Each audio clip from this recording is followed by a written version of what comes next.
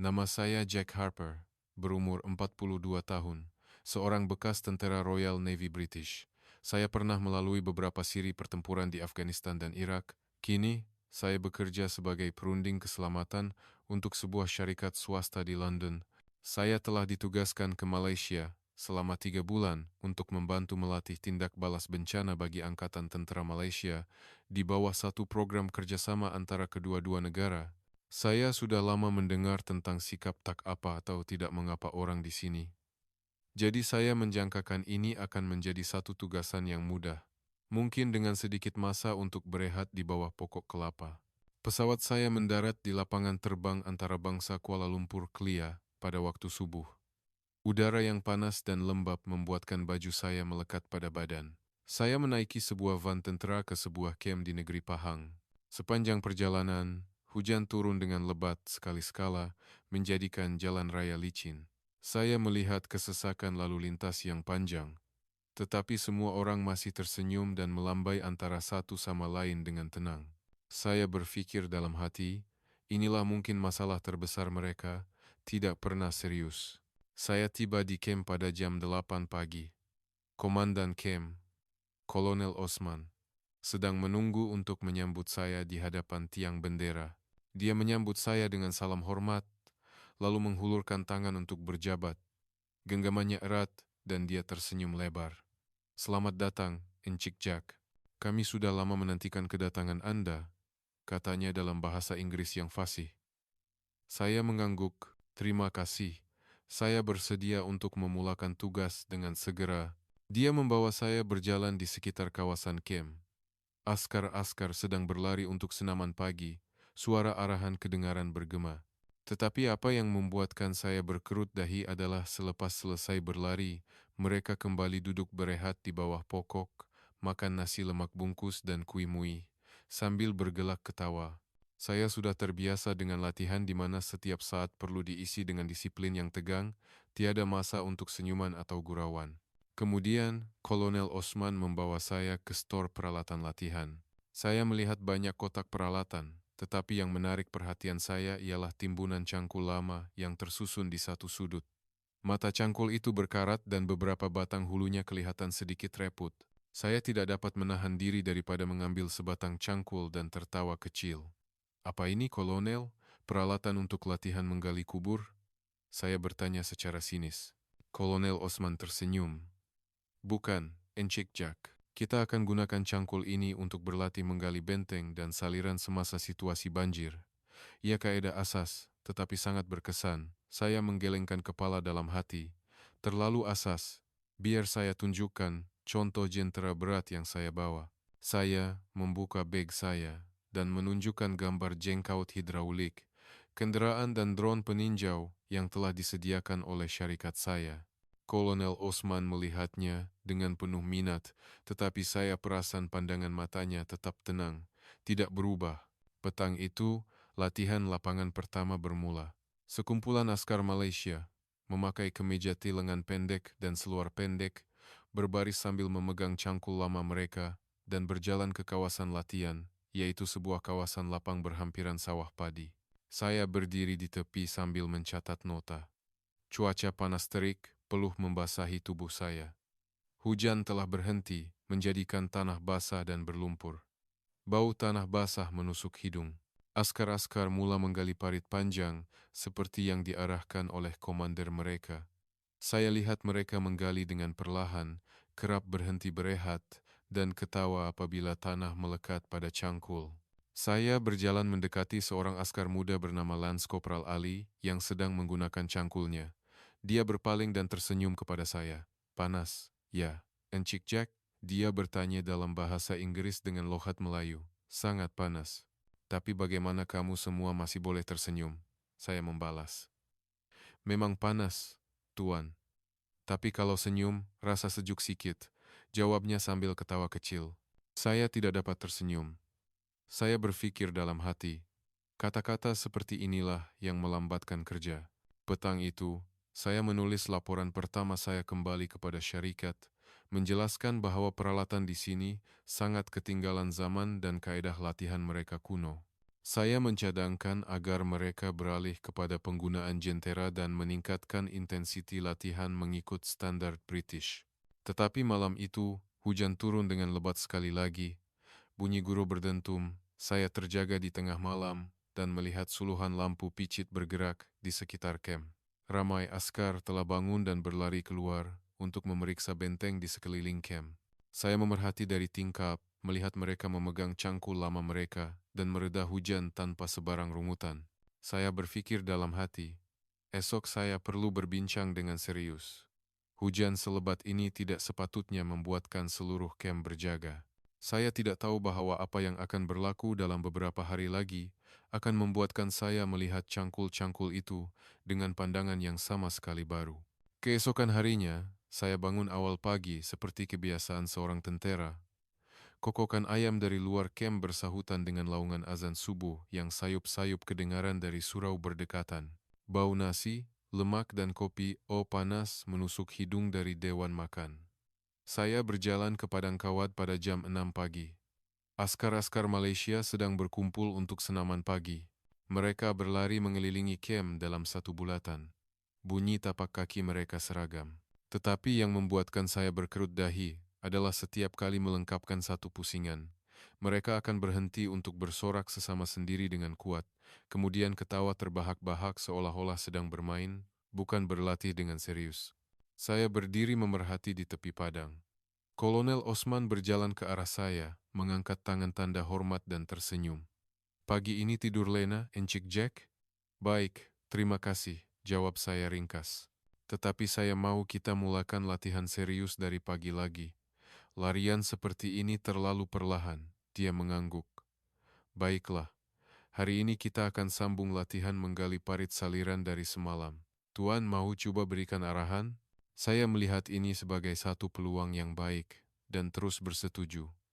Saya mengarahkan askar-askar berbaris dan menyuruh mereka berlari 2 kali lebih pantas. Semua orang menurut, tetapi saya perasan senyuman kecil di wajah ramai di antara mereka seolah-olah sedang menahan ketawa. Selepas berlari, saya mengarahkan mereka berehat hanya 5 menit dan terus mula menggali parit. Tanah masih basah dari hujan semalam, bau lumpur lembab menusuk hidung. Bunyi cangkul menghentam tanah kedengaran seragam. Lance Corporal Ali berjalan ke arah saya sambil memegang cangkul. "Hari ini kita gali berapa meter, Encik Jack?" "Sekurang-kurangnya 300 meter dalam masa 4 jam, jawab saya tegas. Dia tersenyum lebar. 300 meter? Wah, berat kerja hari ini. Tetapi, bukannya merungut, dia berpaling dan menjerit kepada kawan-kawannya dengan nada ceria. "Kawan-kawan, hari ini Encik Jack suruh gali 300 meter dalam 4 jam. Siapa gali paling lambat, kena belanja makan malam." Semua orang ketawa terbahak-bahak dan mula menggali dengan lebih bersemangat. Saya berdiri memerhati dan berpikir, pertaruhan seperti inilah yang dapat memberikan motivasi. Jam pertama berlalu, parit itu semakin panjang. Tetapi saya mula berasa sangat panas. Matahari memancar terik, peluh menitis ke mata saya, terasa masin. Saya melihat ramai askar kerap berhenti berehat, menanggalkan baju untuk mengelap peluh, dan duduk berbual di bawah pokok selama 2-3 menit sebelum kembali menggali. Saya berjalan untuk memberi amaran kepada Lance Corporal Ali. Jika kerap berhenti berehat seperti ini, kerja tidak akan siap mengikut masa. Dia berpaling dan tersenyum. "Ya, Encik Jack, tapi kalau kita gali tanpa henti, badan boleh jadi terlalu panas, nanti pengsan pula." Saya menggelengkan kepala. "Dalam tentera British, kami dilatih untuk lebih tahan lasak." Dia mengangguk tetapi tidak membantah, dan kembali menggali dalam diam. Pada jam 2 petang, hujan renyai-renyai mula turun. Tanah yang telah digali mula menjadi lembik, dan air bertakung di dalam parit. Saya mengarahkan mereka terus menggali karena saya pikir hujan renyai tidak akan menjadi halangan. Tetapi ramai askar mula perlahan. Saya melihat ada yang mengambil daun pisang untuk dijadikan payung sementara, ada yang duduk berteduh di bawah pokok. Saya mula berasa geram dan berjalan ke arah mereka sambil menjerit. "Hujan macam ni pun kena teruskan kerja, jangan lembik." Kolonel Osman berjalan ke arah saya, memegang sekaki payung besar untuk melindungi saya. "Encik Jack, hujan di sini mudah menjadi lebat. Jika kita terus menggali sekarang, tanah akan runtuh semula ke dalam parit, membazir tenaga sahaja. Lebih baik kita berhenti dan tunggu sekejap. Saya memandang parit yang mula runtuh dan berasa sedikit marah pada diri sendiri, tetapi tidak mahu mengakuinya. Saya pikir kita sepatutnya berlatih untuk membiasakan diri dengan keadaan cuaca seperti ini. Dia tersenyum lembut. Kami memang berlatih untuk membiasakan diri, Tuan. Tetapi kami juga berlatih untuk memilih masa yang sesuai, supaya tidak membazir tenaga. Akhirnya, kami berhenti berehat sementara. Semua orang duduk berkumpul di bawah sebuah pondok, makan nasi bungkus dan ayam bakar yang telah disediakan. Bau ayam bakar yang wangi bercampur dengan bau hujan. Saya berdiri memerhati dan berpikir bahwa cara latihan seperti ini terlalu longgar. Petang itu, saya menulis laporan tambahan kepada syarikat, menyatakan bahwa askar-askar di sini mempunyai tahap disiplin yang rendah, terlalu kerap berhenti berehat, dan peralatan mereka yang kuno perlu dinaik taraf segera. Tetapi malam itu, saya mula merasakan sakit yang samar-samar di lutut kiri saya, satu kecederaan lama dari Afghanistan. Saya menelan ubat tahan sakit dan tidur, berpikir ia akan baik-baik saja. Saya masih belum tahu bahwa kesakitan ini akan menjadi sebahagian daripada apa yang akan berlaku tidak lama lagi. Pada pagi hari ketiga, langit mendung sejak jam 5 pagi. Saya terjaga oleh bunyi hujan lebat yang menghentam bumbung zinc dengan kuat. Lutut kiri saya masih berdenyut-denyut, tetapi saya mengetap gigi dan bangun, tidak mau sesiapa melihat saya lemah. Saya berjalan ke padang kawat pada jam 6.30 pagi. Kolonel Osman sedang menunggu di bawah sebuah pondok, wajahnya lebih serius dari biasa. Dia mengangkat tangan memberi hormat dan berkata dengan pantas, "Encik Jack, Jabatan Meteorologi telah mengeluarkan amaran hujan sangat lebat di seluruh pantai timur. Air mungkin akan melimpah ke kawasan rendah berhampiran camp. Kita perlu mulakan latihan menyelamat mangsa banjir secara serius hari ini juga." Saya mengangguk. "Bagus, saya bersedia. Saya akan dapat menunjukkan cara menggunakan peralatan komunikasi dan drone peninjau kami." Dia tersenyum sedikit. "Hari ini, kita akan membuat simulasi banjir besar seperti tahun 2011. Akan ada orang awam yang terperangkap di dalam rumah dan bangunan tinggi, dan askar perlu masuk untuk menyelamatkan mereka." Saya berpikir dalam hati, akhirnya dapat menggunakan peralatan sebenar. Pada jam 8 pagi, hujan semakin lebat. Bunyi hujan menghentam dedaun seperti paluan drum yang bertalu-talu. Semua askar memakai jaket keselamatan dan topi keledar lama. Saya memakai sut kalis air yang saya bawa dari England, menghidupkan sistem komunikasi satelit dan drone peninjau kecil. Kami mula berjalan kaki ke kawasan latihan, sebuah perkampungan simulasi yang dibina di tepi sebatang sungai. Hari ini, terdapat kira-kira 50 orang awam askar yang berpakaian seperti orang kampung, menunggu, terperangkap di dalam rumah 2 tingkat dan di atas bumbung. Saya mengarahkan pasukan kecil saya yang terdiri daripada 3 orang untuk melancarkan drone terlebih dahulu. Bunyi kipasnya berdesing. Image dari kamera dihantar kembali dengan jelas. Saya menunjuk ke titik di mana air sedang naik dengan cepat. "Bagus, kita dapat lihat gambaran keseluruhan dengan jelas," kata saya kepada Kolonel Osman. Tetapi hanya dalam 10 menit, isyarat mula terganggu. Skrin drone berkelip-kelip dan kemudian gelap. Hujan terlalu lebat. Air telah masuk ke dalam bolong udara. Sistem komunikasi satelit juga mula terputus-putus. Saya berkerut dahi. Dalam cuaca seperti ini, peralatan elektronik mungkin akan bermasalah. Kolonel Osman mengangguk. "Ya, sebab itulah kami masih bergantung pada tenaga manusia dan cangkul." Dia berpaling dan terus memberi arahan kepada askar-askarnya. Jeritan arahan bergema.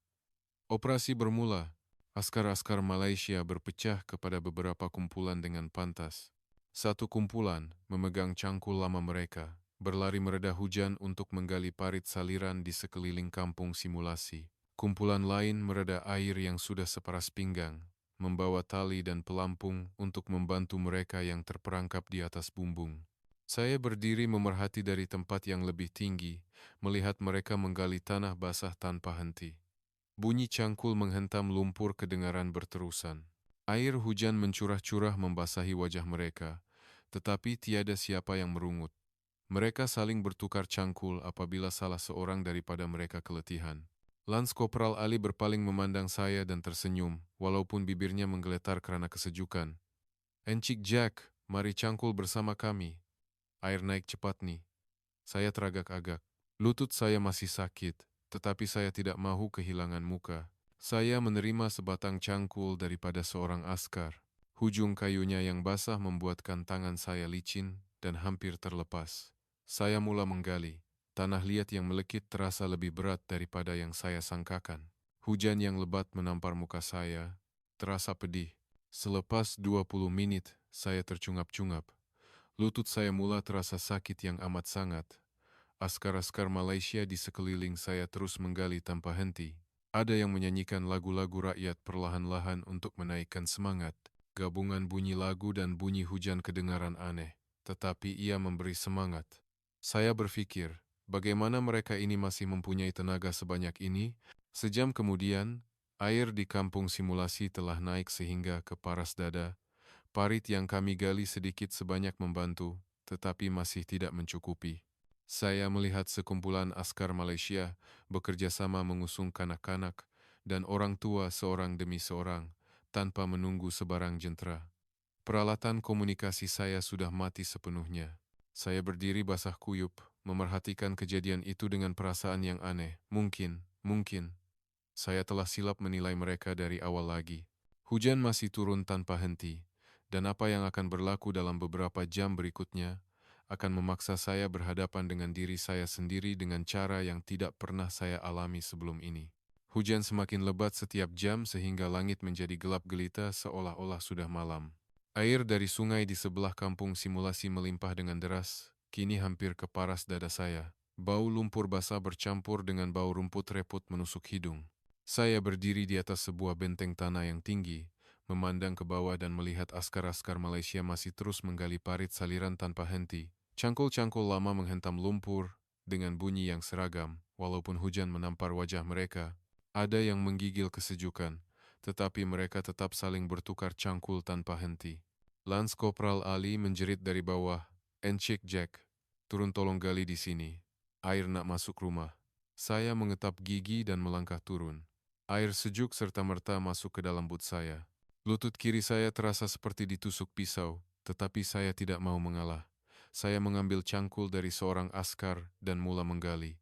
Tanah liat yang melekit terasa begitu berat sehingga lengan saya menggeletar. Setengah jam kemudian, parit yang digali telah memanjang hampir 100 meter. Air mula mengalir keluar sedikit, tetapi masih belum cukup. Askar-askar Malaysia berpecah kepada kumpulan-kumpulan kecil. Ada yang mereda air masuk ke dalam rumah simulasi untuk membantu orang kampung keluar. Seorang mengendong seorang kanak-kanak kecil di bahunya.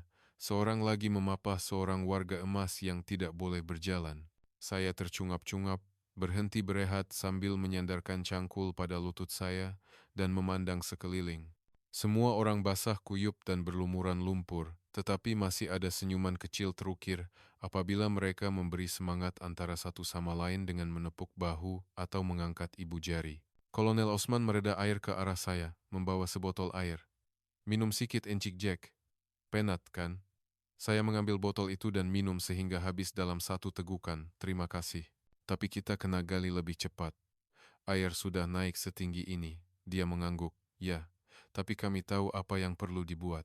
Kami sudah melalui banjir sebenar berkali-kali."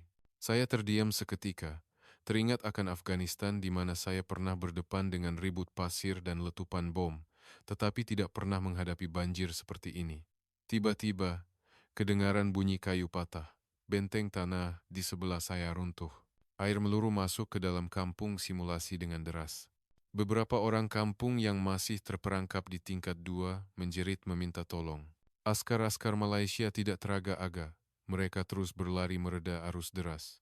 Satu kumpulan membaling tali ke seberang, kumpulan lain segera menggali parit baru untuk melencongkan air. Saya coba berlari mengikut mereka, tetapi lutut saya terpelecok secara tiba-tiba. Kesakitan yang tajam menusuk hingga ke otak. Saya jatuh ke dalam air berlumpur. Kaki kiri saya kebas sepenuhnya. Arus deras menghanyutkan saya. Saya menjerit meminta tolong, tetapi suara saya ditelan oleh bunyi hujan. Lance Kopral Ali ternampak saya. Dia berlari dan berjaya menangkap saya, memeluk pinggang saya, dan menarik saya ke atas sisa benteng tanah. Dua orang askar lain bergegas datang membantu, memapah saya ke tempat yang lebih tinggi. Saya menggigil kesejukan, air meresap masuk ke dalam pakaian saya. Lutut saya bengkak sehingga tidak boleh digerakkan. Saya memandang ke bawah dan melihat askar-askar Malaysia masih terus menggali parit, walaupun saya telah menjadi satu beban tambahan. Kolonel Osman bergegas datang melihat keadaan saya. "Encik Jack, macam mana? Kecederaan lama ya?" Saya mengangguk. "Ya, maafkan saya menyusahkan." Dia menggelengkan kepala. "Tak menyusahkan langsung. Kita saling membantu." Dia berpaling dan mengarahkan dua orang askar untuk membawa saya berehat di sebuah pondok sementara, kemudian berpaling semula untuk terus memberi arahan. Askar-askar yang lain terus menggali parit saliran tanpa henti. Bunyi cangkul-cangkul lama masih kedengaran di tengah-tengah hujan lebat. Saya tidak percaya dengan apa yang saya lihat. Mereka terus bekerja seolah-olah tiada apa yang berlaku, walaupun saya telah rebah dan air masih terus naik. Duduk di bawah pondok sementara, saya melihat hujan masih turun mencurah-curah. Suluhan lampu picit menyorot permukaan air yang bergelombang. Bau lumpur basah bercampur dengan bau peluh semua orang begitu pekat, sehingga sukar untuk bernafas. Dua orang askar yang memapah saya sentiasa bertanya tentang keadaan saya. "Sakit sangat ke, Tuan Jack? Boleh gerak tak?" Mereka menanggalkan baju mereka sendiri untuk menyelimuti saya, walaupun mereka sendiri basah kuyup dan menggigil kesejukan. Saya mengangguk tanda terima kasih, tetapi dalam hati saya berasa sangat tidak selesa kerana menjadi beban. Dari tempat saya duduk, saya dapat melihat semuanya dengan lebih jelas.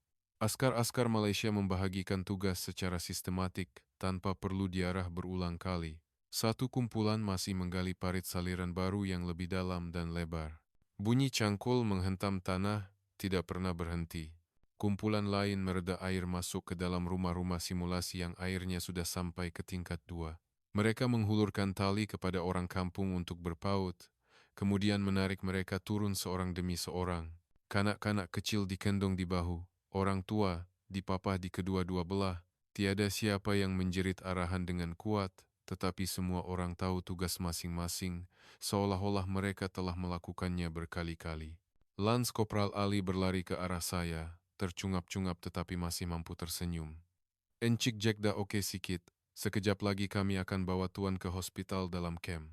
Saya menggelengkan kepala. "Tidak perlu. Saya boleh terus memerhati. Saya mahu lihat apa yang kamu semua akan lakukan seterusnya." Dia tersenyum lebar dan segera berlari turun semula, tanpa sepatah pun rungutan. Sejam kemudian, paras air mula surut perlahan-lahan kerana parit baru yang telah siap digali. Askar-askar Malaysia berjaya membawa semua orang kampung ke tempat tinggi dengan selamat. Bunyi tepukan dan tawa kecil kedengaran, walaupun semua orang keletihan. Saya melihat seorang askar duduk berehat, meletakkan cangkulnya di sisi. Tangannya menggeletar sehingga cangkul itu terlepas, tetapi rakannya segera datang membantu memapahnya dan menghulurkan sebotol air. Tiada siapa yang merungut tentang cangkul lama. Tiada siapa yang menyalahkan hujan yang terlalu lebat. Mereka terus bekerja seolah-olah ini adalah perkara biasa. Kolonel Osman berjalan ke arah saya, air menitis dari topi keledarnya.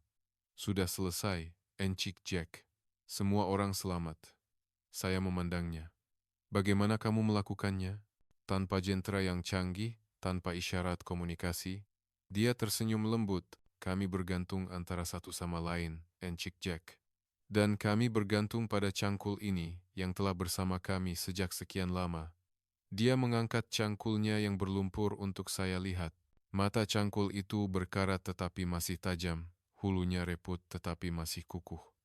Saya merenung cangkul itu lama, air mata saya bergenang tanpa saya sadari. Apa yang sedang berlaku ini? 3 hari lalu saya mentertawakannya, tetapi sekarang ia baru sahaja menyelamatkan berpuluh-puluh nyawa, termasuk nyawa saya. Hujan akhirnya reda. Langit gelap gelita, walaupun belum lagi jam 8 malam. Air di kampung simulasi surut dengan ketara. Parit yang digali oleh askar-askar Malaysia dengan cangkul-cangkul lama telah berjaya menyalirkan hampir semua air keluar. Saya masih duduk berehat di bawah pondok, lutut kiri saya bengkak sehingga tidak boleh digerakkan. 2 orang askar duduk di sebelah saya, sentiasa bertanya kabar. Bau lumpur basah masih terapung di udara, tetapi kini bercampur dengan sedikit bau asap dari unggun api yang dinyalakan untuk memanaskan badan. Semua orang mulai berkumpul di tempat yang lebih tinggi.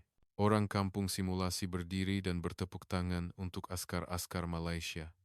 Tawa kecil kedengaran. Walaupun semua orang keletihan dan basah kuyup, Lans Kopral Ali berjalan ke arah saya sekali lagi. Tangannya masih memegang cangkul yang berlumpur. Dia menghulurkan secawan air panas. Minum sikit, Encik Jack, biar badan panas sikit. Saya mengambil cawan itu dan menghirupnya. Air panas itu mengalir ke kerongkong saya, membantu memanaskan badan saya sedikit. Terima kasih, Ali. Bagaimana kamu semua boleh melakukannya? Menggali tanpa henti sepanjang hari. Dia tersenyum malu dan duduk di sebelah saya. Sudah biasa, Tuan. Masa banjir besar dulu pun, kami gali macam ni siang malam untuk selamatkan orang kampung. Saya terdiam, memandang cangkul di tangannya. Mata cangkul yang berkarat tetapi tajam. Hulu kayu yang reput tetapi masih selesa dipegang. Berapa lama cangkul ini? Saya bertanya perlahan. Sangat lama, Tuan. Ada yang digunakan sejak zaman ayah saya lagi. Tapi kami jaga baik-baik, jadi masih boleh guna. Jawabnya sambil mengusap hulu cangkul itu perlahan, seolah-olah mengusap sesuatu yang berharga. Kolonel Osman tiba, membawa sehelai tuala besar dan meletakkannya di bahu saya.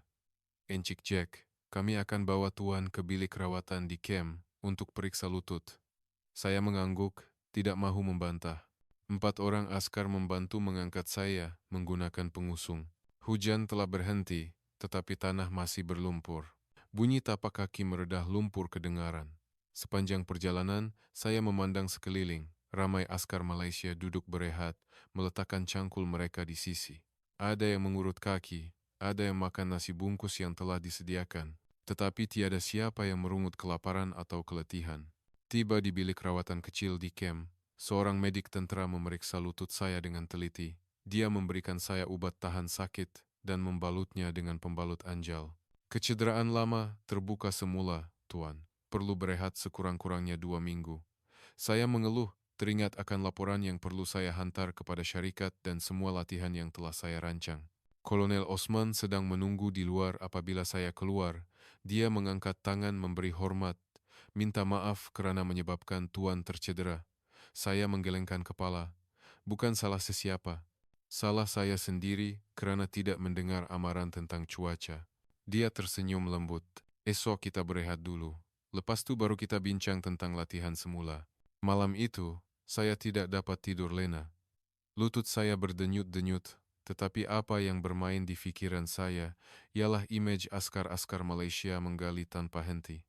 Cangkul-cangkul lama yang pernah saya perlekehkan telah menjadi penyelamat semua orang. Bagaimana mungkin? Saya yang pernah melalui peperangan sebenar rebah terlebih dahulu, tetapi mereka yang saya anggap lemah mampu bertahan lebih lama. Saya mula merasakan sesuatu dalam diri saya sedang berubah, tanpa saya sedari. Keesokan paginya, cahaya matahari pagi yang lembut menembusi tingkap bilik rawatan. Bau ubat-ubatan dan disinfektan terapung di udara. Lutut saya masih bengkak, tetapi sakitnya berkurangan selepas menerima ubat dan berehat. Saya bangun duduk di atas katil, memandang keluar, dan melihat askar-askar Malaysia sedang membersihkan padang kawat. Lumpur yang melekat di lantai disapu bersih. Cangkul-cangkul lama tersusun rapi, tiada lagi kesan huru-hara semalam. Pintu bilik terbuka perlahan. Kolonel Osman masuk membawa sedulang sarapan bubur nasi panas, telur rebus, dan sedikit jeruk. Dia meletakkannya di sebelah katil dan mengangkat tangan memberi hormat. Sudah rasa lebih baik, Encik Jack, sarapan dulu. Nanti dokter akan datang periksa lagi. Saya mengangguk. Jauh lebih baik. Terima kasih banyak, Kolonel. Semalam, saya minta maaf kerana menyusahkan semua orang. Dia tersenyum lebar dan menggelengkan kepala. Tidak menyusahkan langsung, kita saling membantu. Anggap saja ia sebahagian daripada latihan. Dia duduk di kerusi di sebelah katil. Nada suaranya lembut. Apa pendapat Encik Jack tentang apa yang berlaku semalam? Saya terdiam seketika. memandang sebatang cangkul yang tersandar di dinding bilik cangkul yang dibawa oleh Lance Corporal Ali untuk saya lihat malam tadi. Mata cangkul itu masih berlumuran lumpur kering. Saya tidak tahu hendak cakap apa. Saya pernah fikir peralatan lama seperti ini tidak berguna. Tetapi semalam, ia menyelamatkan semua orang. Kolonel Osman mengangguk perlahan. Cangkul-cangkul ini sudah lama bersama kami. Ia tidak cantik, tidak modern, tetapi kami kenal baik dengannya. Kami tahu bagaimana hendak menggunakannya dalam situasi sebenar. Dia berhenti seketika. Kemudian menyambung, jentera modern memang penting, tetapi kadang-kadang cuaca di sini menyebabkannya tidak dapat berfungsi. Jadi kami terpaksa bergantung pada perkara-perkara asas yang boleh kami harapkan. Saya memandang wajahnya. Sekarang saya faham, kenapa kamu semua boleh tersenyum walaupun dalam keadaan penat yang teramat sangat. Dia tersenyum kecil. Senyuman membuatkan hati rasa lebih ringan, encik Jack. Dan ia membuatkan kita boleh bekerja lebih lama. Lance Corporal Ali mengetuk pintu dan masuk membawa secawan kopi panas. Dia memberi hormat kepada kolonel dan menghulurkan cawan itu kepada saya. Kopi encik Jack, manis sikit tapi boleh panaskan badan. Saya mengambilnya dan menghirup. Rasa manis dan harumnya meresap ke kerongkong, seolah-olah menghangatkan lutut saya. Terima kasih Ali, semalam kamu selamatkan saya. Kalau tidak, mungkin saya sudah lemas. Dia tersenyum malu. Tak apa, Tuan, kita akan saling membantu. Saya memandang mereka berdua. Air mata saya bergenang sekali lagi. Kali ini, saya tidak menahannya. Saya biarkan ia mengalir di pipi. Saya menangis perlahan, dengan perasaan yang tidak dapat digambarkan. Bukan karena sakit lutut, tetapi karena apa yang saya saksikan semalam telah meruntuhkan semua yang pernah saya percayai. Kolonel Osman meletakkan tangannya di bahu saya dengan lembut. Tidak mengapa, encik Jack, luahkan saja. Saya mengesat air mata dan berkata dengan suara yang bergetar, Saya pernah mentertawakan cangkul-cangkul ini. Saya pikir ia ketinggalan zaman. Tetapi semalam, kamu semua menggunakannya untuk menyelamatkan semua orang, termasuk saya. Lance Corporal Ali tersenyum lembut. Cangkul ini cuma alat, encik Jack. Yang penting ialah orang yang memegangnya. Saya mengangguk, air mata masih mengalir. Saya, yang selama ini berbangga dengan kekuatan saya, menangis kerana sebatang cangkul lama dan pengorbanan orang yang pernah saya pandang rendah. 2 hari kemudian, saya terpaksa menggunakan kerusi roda sementara di dalam kem. Lutut saya dibalut kemas, tetapi saya sudah boleh berjalan sedikit. Udara terasa nyaman selepas hujan berhenti, bau tanah lembab bercampur dengan bau daun segar. Saya meminta seorang askar menolak saya ke padang kawat pada waktu pagi, ingin melihat bagaimana keadaan kembali seperti biasa. Askar-askar Malaysia sedang berkumpul untuk senaman ringan. Ada yang berjoging perlahan, ada yang melakukan regangan. Tawa kecil kedengaran dari semasa ke semasa. Saya melihat cangkul-cangkul lama tersusun di bawah pokok. Mata cangkul itu bersih berkilat selepas dibasuh semalam. Walaupun lama, ia dijaga dengan baik.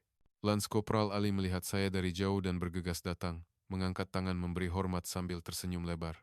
Dah sihat sikit, encik Jack, hari ini kami latihan ringan saja. Saya mengangguk, jauh lebih baik, terima kasih. Saya nak berbual dengan kamu sekejap. Dia duduk di sebelah kerusi roda saya, memandang saya dengan pandangan ingin tahu tetapi sopan. Saya mengambil sebatang cangkul kecil yang terletak berdekatan dan mengusap hulu kayunya yang reput perlahan-lahan. Ini yang kamu guna semalam kan? Dia mengangguk. Ya, Tuan. Yang paling saya suka. Saya terdiam seketika, teringat hari saya mentertawakannya. Saya pernah fikir cangkul seperti ini tidak bernilai dalam peperangan modern, tetapi sekarang saya faham betapa besar maknanya. Lance Corporal Ali tersenyum lembut. Ia cuma alat, encik Jack, tapi kami terikat dengannya. Macam saudara tua yang sudah lama bersama kami. Kolonel Osman tiba, mengangkat tangan memberi hormat dan duduk bersama kami. Hari ini Tuan nak lihat apa-apa yang istimewa. Saya memandang mereka berdua.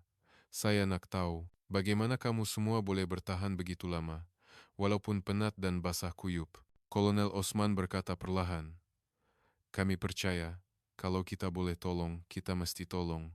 Bukan karena arahan, tetapi karena melihat orang lain dalam kesusahan. Lance Kopral Ali menambah, dan kami tahu, kalau kami jatuh, kawan akan bantu kami bangun. Macam kami bantu Encik Jack. Saya merasakan sesuatu melonjak di dalam dada saya. Bukan rasa kasihan pada diri sendiri, tetapi rasa hormat yang mendalam. Saya meletakkan cangkul itu dan berkata dengan suara perlahan, saya telah silap selama ini. Saya pikir kekuatan itu bermakna, tidak tersenyum, tidak berehat, tidak menunjukkan kelemahan. Tetapi semalam, kamu semua mampu tersenyum walaupun pada saat yang paling penat. Kolonel Osman tersenyum. Kekuatan itu ada banyak jenis, Encik Jack. Kadang-kadang, senyuman adalah cara untuk memberi semangat kepada diri sendiri dan kawan-kawan. Saya mengangguk, mata saya bergenang lagi. Tetapi kali ini, saya mampu tersenyum. Mungkin saya telah silap dari awal. Kekuatan sejati bukanlah tentang tidak pernah jatuh, tetapi tentang bangkit semula dan membantu orang lain untuk bangkit bersama. Dan cangkul lama ini telah mengajar saya sesuatu yang tidak pernah diajar oleh peperangan sebenar. 3 hari kemudian, lutut saya bertambah baik sehingga saya boleh berjalan tanpa bantuan. Saya meminta Kolonel Osman untuk membawa saya ke sebuah bilik mesyuarat kecil di camp. Di sana, terdapat sebuah meja kayu lama dan papan putih yang hujungnya sudah pudar. Bau kayu lembab bercampur dengan bau teh, panas yang harum dari cawan yang telah tersedia. Saya meletakkan file dokumen di atas meja laporan baru yang telah saya tulis semula sepenuhnya sepanjang 2 malam yang lalu.